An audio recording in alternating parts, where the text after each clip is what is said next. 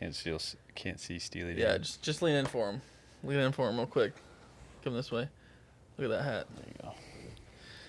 That's what we're talking about. Okay. Hello. What's going on? We are. We made a record. Right now it's December 1st. It's about, what time is it? 9:47. It's like 9:47 on the eve of the release. The album's name is Life Open Wide. Mm-hmm. I'm Jake Wilton. This is Paul Ford. What's going on? I wrote the songs. He made everything sound amazing. And I wanted to make this video just in case 450 years from now, this record is getting studied by, people who want to know how to make the greatest record on earth. You can now meet and hopefully find out a little bit more about how we did it and what went into it. We're going to talk about the recording process, where we were, funny stories about what went on around it, and what the songs are about, and all that kind of stuff. So before we get into it, it's called Life Open Wide because it's written about this 5-year period of my life. I was playing with a bunch of bands, trying to find purpose and meaning in life by playing music and gaining what's the word for it? Recognition, I guess is what I wanted. I thought that's what purpose would give me. And so this record was going to be my kind of boo-hoo letter to people who I thought had hurt me. And it ended up being something quite different. So I posted another video that's on the YouTube channel and stuff about the making of. It's just a bunch of footage that I got from when we were recording the record, and yeah, it's just funny. There's a lot of overarching story that happened through this whole process. So one of the things, if you read the credits at the end of that, the best thing about this entire recording process is that both of us became Christians during the making of it. I got saved early on in the recording process. I think we had only been working on it for about under a year, but close to 9 months. And then I got saved, and then he started seeing a bunch of change in me. And the singles that we had first recorded were Circles and For Farmers. Yeah, those were two that we did during one of the first sessions together. Yeah. Circles was the first, and that song, a lot of meaning behind it. Yeah. So we had recorded that, and then after I became a Christian, I was at a Bible study, and we'll get to that song and everything, but there was a clip in there of my pastor, Virgil Walker, speaking about the relationship with sin that a Christian has and how it completely changes from before you have the intervention of Christ in your life.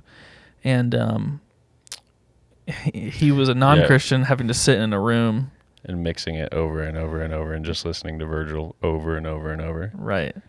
And then all of that, we recorded that at ARC. And then to finish out the rest of the songs, we packed up my car full of recording gear, and I got this really cool Airbnb out in Murphy, North Carolina.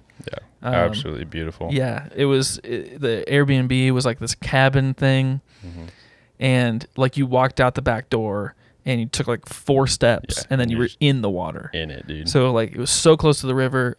All night long, all you heard was the river. The best sleep of my life. Well, when we pulled up to the Airbnb, I mean, it's midnight basically. Yeah.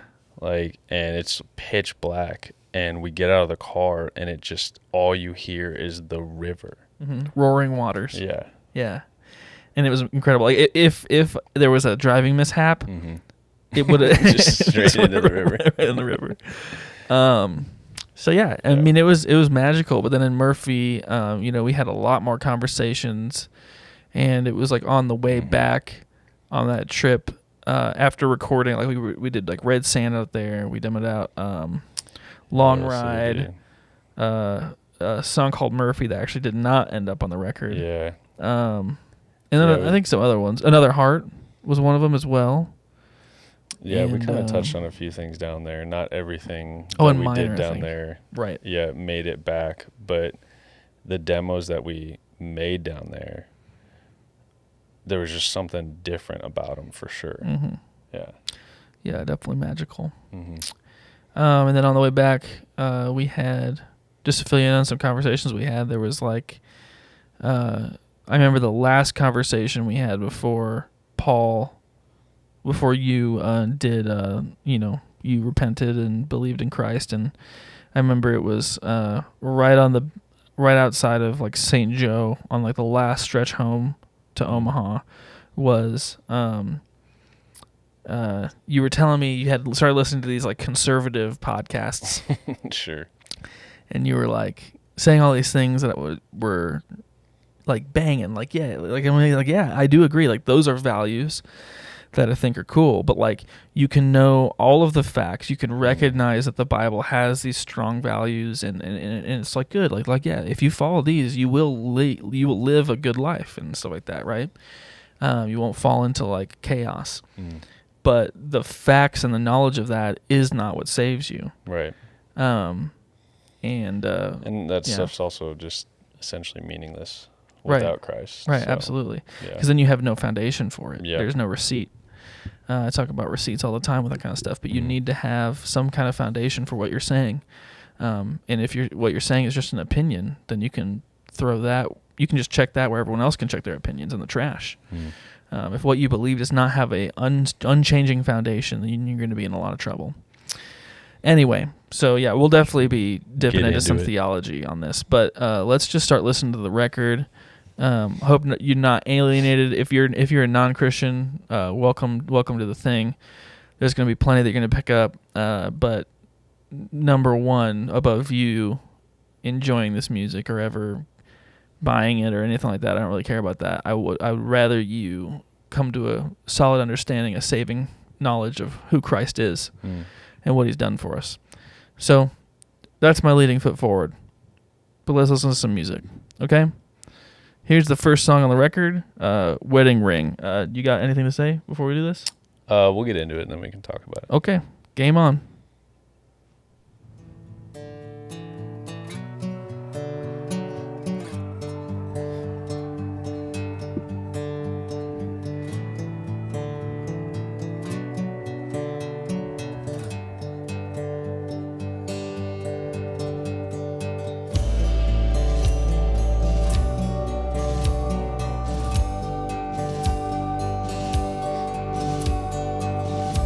Drums still sound great on this record, on this song specifically.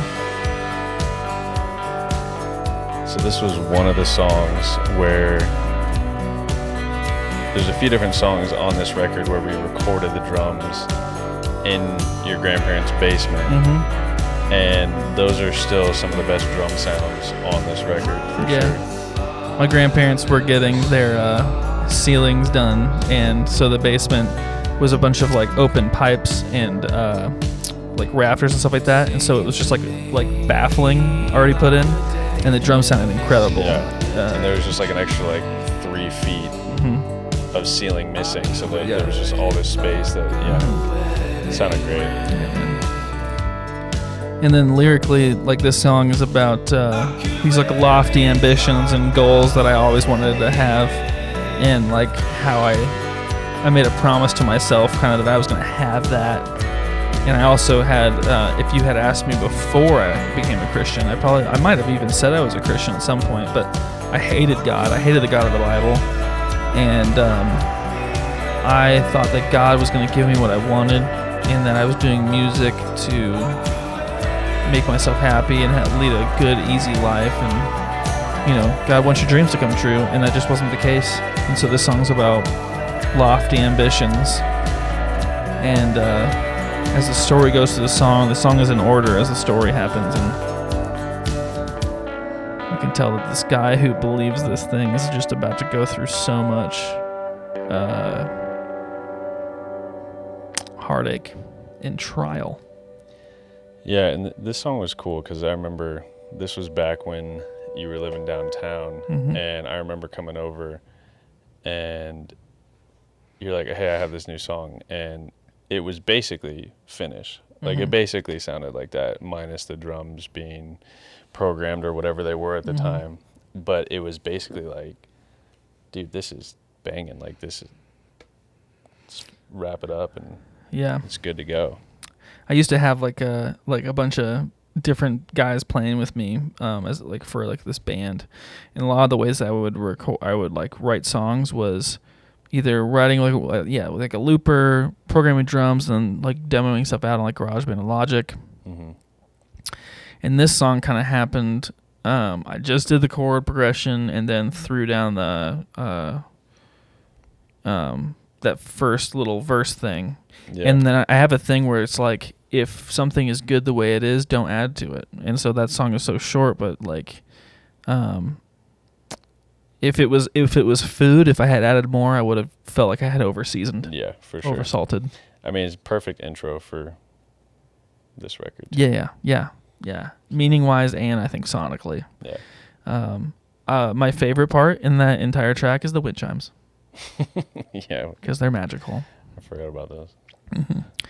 I think they would have sounded better if I had Sido play them. Sido from our church. So if Sido ever watches this.